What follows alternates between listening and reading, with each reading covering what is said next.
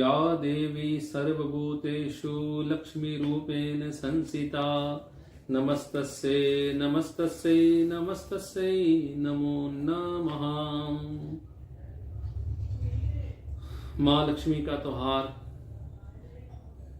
सुख समृद्धि का त्योहार, जीवन में नई रोशनी लेकर आने वाला त्योहार दीपावली। दीपावली की रात, दिन में, रात में माँ लक्ष्मी और गणेश भगवान की पूजन करने से अपार सुख समृद्धि शांति आती है जीवन में, और अप्राप्त लक्ष्मी प्राप्त होती है। और माँ लक्ष्मी से प्रार्थना की जाती है कि आप स्थिर लक्ष्मी के रूप में सदैव हमारे घर में निवास करें। साथ में गणेश भगवान जी का भी पूजन होता है। शास्त्र कहते हैं कि माँ लक्ष्मी के अपने कोई संतान नहीं थी, तो माँ पार्वती से उन्होंने कहा कि आप मुझे एक पुत्र अपना गोद दे दो। तो माँ पार्वती जी ने गणेश भगवान को माँ लक्ष्मी को गोद देना था, परंतु उनके मन में प्रश्न आया और वह कहती हैं कि माँ लक्ष्मी, आप तो एक जगह टिकती नहीं है, तो मेरा बेटा कहाँ रहेगा। तो माँ लक्ष्मी ने कहा कि मैं जहां भी जाऊंगी गणेश को साथ लेकर जाऊंगी। इसीलिए माँ लक्ष्मी के साथ गणेश भगवान का पूजन होता है। और गणेश भगवान को तो आशीर्वाद भी प्राप्त है कि सभी देवी देवताओं से पहले सर्वप्रथम हम गणेश भगवान का पूजन करेंगे, तभी वह हमारा कार्य सिद्ध होगा। इसलिए गृह प्रवेश, किसी प्रकार का भी हमने शुभ कर्म करना हो तो हम गणेश भगवान का सर्वप्रथम पूजन करते हैं। दीपावली विशेष जीवन में सुख समृद्धि शांति लेकर आता है। प्राचीन समय में इस दिन भगवान श्री रामचंद्र जी वनवास काटकर घर लौटे थे और उनके आने की खुशी में लोगों ने दीपक जलाए थे, अर्थात उजियाला किया था।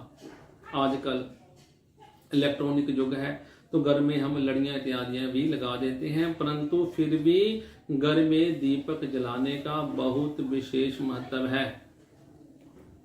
मैं बताता हूं आपको कि आपने किन किन जगह पर दीपक अवश्य जलाना है। सर्वप्रथम दीपक आप अपने घर के बाहर दहलीज पर जगाएं और प्रार्थना करें भूमि देवता के लिए। जिस भूमि पर हम रह रहे हैं वहां पर रहने वाले भूमि के जो देवता हैं, पितर इत्यादि हमसे पहले रहकर चले गए हैं, वह हम पर सदैव प्रसन्न रहें। दूसरा दीपक हमने घर के दूसरी तरफ जगाना है। वह हमने जगाना है अपने कुल देवता के लिए, अपने जठेरों के लिए, कि उनका आशीर्वाद भी हमारे ऊपर बना रहे। और तीसरा दीपक माँ लक्ष्मी का अखंड दीपक हमने जगाना है। बड़ा दिया लें और उसे तेल से भर दें जो सारी रात जलता रहे।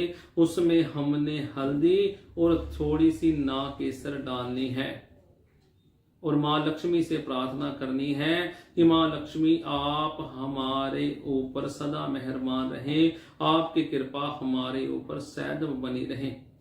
अगर वह दीपक अस्त भी हो जाए, बुझ भी जाए, तो भी कोई वहम करने वाली बात नहीं है, उसे आप पुनः जगा सकते हैं। और चौथा दीपक हमने अपने घर की चौखट पर जगाना है, दाहिने और बाईं तरफ। जैसे सभी दीपक हमने सरसों के तेल के ही जगाने हैं। पांचवा दीपक हमारे घर के पास जो मंदिर है उसमें जाकर अवश्य जगाएं, ताकि उनकी कृपा भी हमारे परिवार पर सदैव बनी रहे। छठवां दीपक घर से बाहर निकलकर सड़क पर जगाएं। इससे नकारात्मक शक्तियां जो हमारे घर में प्रवेश करना चाहती हैं वह नहीं करेंगी, और यमराज इत्यादि के लिए भी हमने वह दीपक जगाना है। सातवां दीपक हम पीपल पर जगाएंगे। पीपल पर जगाने से कहते हैं जम पितर हमारे सदैव प्रसन्न हो जाएंगे। हम पितरों के लिए वह दीपक जलाते हैं।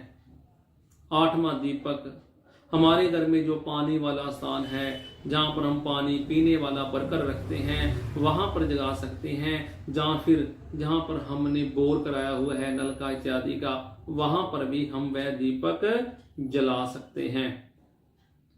नौवां दीपक गाय के घी का अर्थात देसी घी का हमने जगाना है तुलसी के पौधे के पास। प्रार्थना करनी है कि हे तुलसी माँ, आपकी अपार कृपा हमारे ऊपर सदैव बनी रहे। 11वां दीपक हमने 10वां दीपक हमने अपने घर की लोबी में जगाना है और जहाँ फिर घर के बेड़े में जगाना है। उसमें थोड़ी सी पीली सरसों डालनी है ताकि हमारे घर में कोई नकारात्मक शक्ति हो, सुख समृद्धि को खत्म कर दी हो, वह जहाँ से दूर चली जाए। और 11वां दीपक हमने अपने शयन का अर्थात सोने वाले कमरे में जगाना है, क्योंकि जिस कमरे में हम रहते हैं नाना प्रकार के नकारात्मक शक्तियां वहां पर भी होती हैं, तो वह दिया जलाने से दूर चली जाती हैं। उस दिए को जलाते समय सर्वप्रथम थोड़े से कपूर के साथ जलाएं।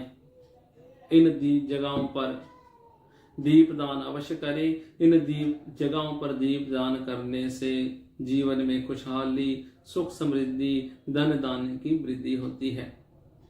मैं प्रार्थना करता हूं कि जो दीपावली आ रही है आप सभी की मनोकामना पूर्ण करने वाली हो, सुख समृद्धि लाने वाली हो, और विशेषकर अपने बच्चों का ध्यान रखें। दीपावली के रात को पटाखे इत्यादि चलाते समय उनके पास रहें ताकि कोई किसी प्रकार की घटना ना घट सके।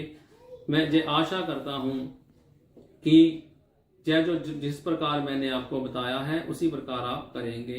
धन्यवाद।